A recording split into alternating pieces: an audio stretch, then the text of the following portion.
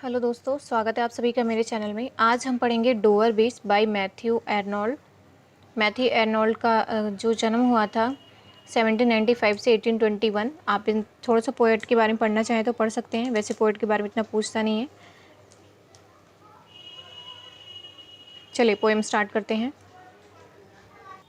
सो ये है पोएम आपका, the Dover beach. The sea is calm tonight, the tide is full, the moon lies fair. Upon the strait on the French coast the light gleams and is gone the cliffs of England stand। Poet कहते हैं कि आज रात समुद्र शांत है और ज्वार भरा हुआ है, चंद्रमा भी जल मरुमध्य और पर स्पष्ट है। और ये कौन से हैं? ये तट पर जो चंद्रमा के जो तट पर जो रोशनी आ रही है, जो चंद्रमा की रोशनी है वो समुद्र के तट पर पड़ रही। चलिए देखते हैं पोएट क्या कहते हैं कि रात का समय है और समुद्र बिल्कुल शांत है और टाइड फुल है, बिल्कुल शांत है। और जो चंद्रमा है, जो चांद की खूबसूरती है वो दिख रही है, उसकी रोशनी जब समुद्र के बीचों बीच पड़ रही है और सामने किनारे पर एक लाइट पड़ती है जिसकी चमक होती है और वो गायब हो जाती है।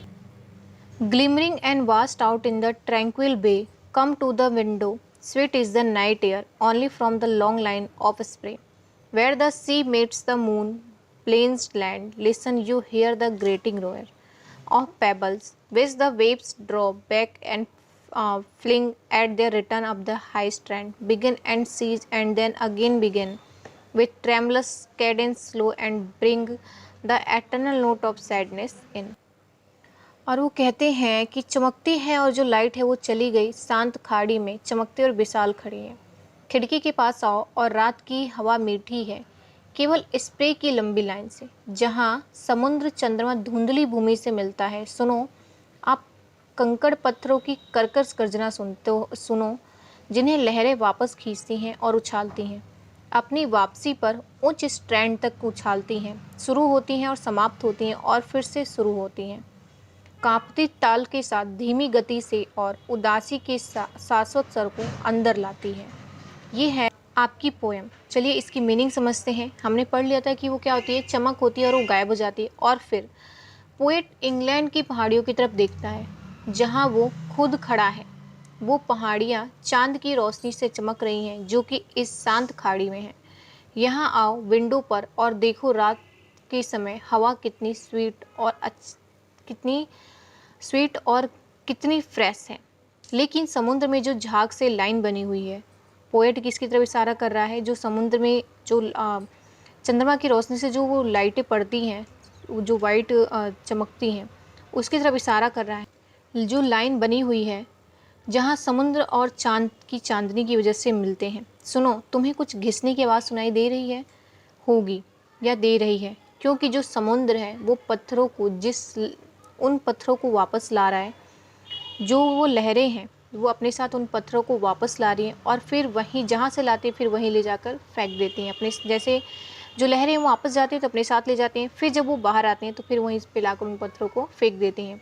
और ये आवाज़ें वहीं से आ रही हैं, ये बार बार शुरू होती हैं और ऐसे पत्थर बार बार आकर एक दूसरे के साथ टकराते हैं। और ये जो बार बार पत्थर एक दूसरे से टकरा रही हैं, ये एक लय लाती हैं कंपन करते हुए, और ये साथ में एक इंटरनल सैडनेस लाती है जिसे सुनकर कुछ तो दुखी फील होता है। फिर आपका Sophocles long ago heard it on the Aegean and it brought into his mind the turbid ebb and flow of human misery. We find also in the sound a thought hearing it by this distant northern sea. कह रहे हैं Sophocles ने बहुत पहले इसे एगन पे सुना था। इसने उसके दिमाग में मानवीय दुख के अशांत उतार चढ़ाव को लाया है। हम ध्वनि में एक विचार भी पाते हैं, इसे हम सुदूर उत्तरी समुद्र के किनारे सुन रहे हैं। पोएट कहते हैं कि सोफोकल्स एक ड्रामेटिक ग्रीक थे जिन्होंने हजारों साल पहले सेम साउंड सुना होगा। तभी उन्होंने जब वो ईगन सॉन्ग सुना होगा तो उन्होंने क्या किया है, समुद्र के ऐसे आते जाते झाग देखा होगा। वो उस पोएट की तरफ इशारा करते हुए कहते हैं कि बहुत साल पहले इन्होंने भी इस सॉन्ग को सुना होगा और उन्होंने क्या होगा, ह्यूमन मिजरी को इसके साथ कनेक्ट करने की कोशिश की होगी। हम भी इस बीच पर खड़े हुए हैं और साउंड और इस को सुन तथा देख सकते हैं। फिर आपका the sea of faith, was once to at the full and round earth shore, lay like the folds of a bright girdle furled, but now I only hear its melancholy long withdrawing roar, retreating to the breath of the night wind down the west, its drear and naked singles of the world. Poet कहते हैं कि आस्था का समुद्र भी एक बार पूर्ण था और पृथ्वी के किनारे पर एक उज्जवल करधनी की परतों की तरह फैला हुआ था, लेकिन अब मैं केवल इसकी उदासी लंबी पीछे हटने वाली दहाड़ सुनता हूँ, जो रात की हवा की सांसों की ओर पीछे हटती है, विशाल किनारों से सुनसान हो जाती है और दुनिया के नग्न तख्ते पर चली जाती है। सी और फेथ में भी होगा, हिल फेथ जिस तरह आज सी ऑफ डोवर में है, लेकिन जो पोएट है वो सिर्फ क्या कर रहे हैं, इस टाइम पे वो सिर्फ उन आवाज़ों को सुन रहे हैं जो उन पत्थरों से और उस लहरों से आ रही है। फेथ वो है जो दुनिया को पीछे हटती जा रही है, जैसे किनारों से पानी पीछे हटता जा रहा है। बिल्कुल जो आजकल दुनिया में जो फेथ है वो बिल्कुल पीछे हटता जा रहा है, जैसे कि किनारों से पानी भी पीछे हटता जा रहा है और पानी के हटने के बाद बस वो नेक पत्थर ही बच गए हैं। यानी कि पानी जब चला जाता है तो जो पत्थर होता है वो अकेला ही उस किनारे पे बच जाता है।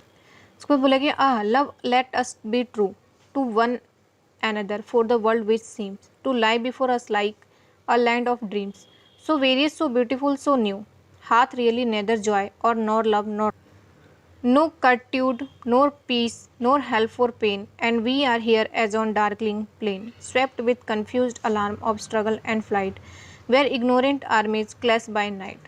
पोइट कहते हैं, ओ प्रिय, आइए हम एक दूसरे के प्रति सच्चे रहें, क्योंकि संसार जो हमारे सामने सपनों की भूमि की तरफ पड़ा हुआ है, ऐसा प्रतीत होता है जैसे इतना विविध, इतना सुंदर, इतना नया, इसमें वास्तव में ना तो खुशी है और ना प्यार और ना रोशनी, ना निश्चितता और ना ही शांति है, ना दर्द के लिए मदद, और हम यहाँ संघर्ष और उड़ान के भ्रमित अलार्म से भरे हुए हैं।